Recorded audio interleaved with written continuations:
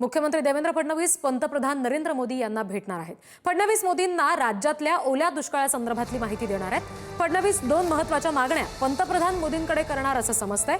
पहिली मागणी म्हणजे केंद्र सरकारने ओला दुष्काळग्रस्त भागाला तातडीने मदत करावी आणि दुसरी मागणी म्हणजे केंद्र सरकारने राज्याला पॅकेज जाहीर करावं। काल मुख्यमंत्री फडणवीसांनी शेतकऱ्यांच्या मदतीसाठी गृहमंत्री अमित शहांना निवेदन दिलं।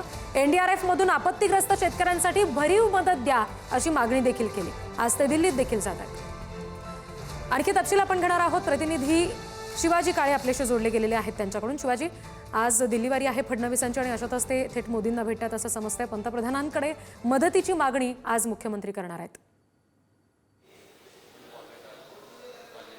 अगदीच रिद्धी, आपण जर पाहिलं तर भारत हा कृषी प्रधान देश आहे असं म्हटलं जातं। कृषी प्रधान म्हणजे त्या देशाचा प्रधान हा कृषीला प्राधान्य देतो, तो देश म्हणजे कृषी प्रधान।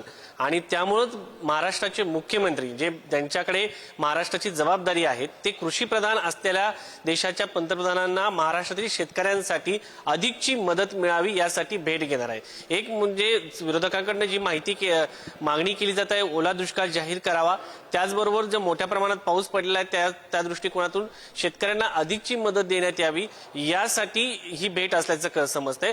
कारण केंद्रीय गृहमंत्री अमित शहा यांची जी भेट घेण्यात आली होती त्यानुसार एनडीआरएफचे जे प्रमुख असतात त्याचा निधी देण्याचं काम हे केंद्रीय गृहमंत्री अमित शहा करत असतात आणि तो निधी महाराष्ट्राची जो निधी असतो एसडीआरएफ स्टेटसाठी आलेला फंड मध्ये तो वर्ग केला जातो। मात्र त्यापेक्षाही अधिकची गरज सध्या महाराष्ट्राला आहे। महाराष्ट्र अडचणीत आहे, त्यामुळे कृषी प्रधान देशाच्या पंतप्रधानांना भेटण्यासाठी आज राज्याचे मुख्यमंत्री देवेंद्र फडणवीस हे नरेंद्र मोदी यांची भेट घेत आहेत। या भेटीदरम्यान महाराष्ट्राची सध्याची परिस्थिती आणि शेतकऱ्यांना मदत करण्यासाठी कशा पद्धतीने अधिकचं पॅकेजची गरज आहे याची मागणी आज मुख्यमंत्री करणार आहे।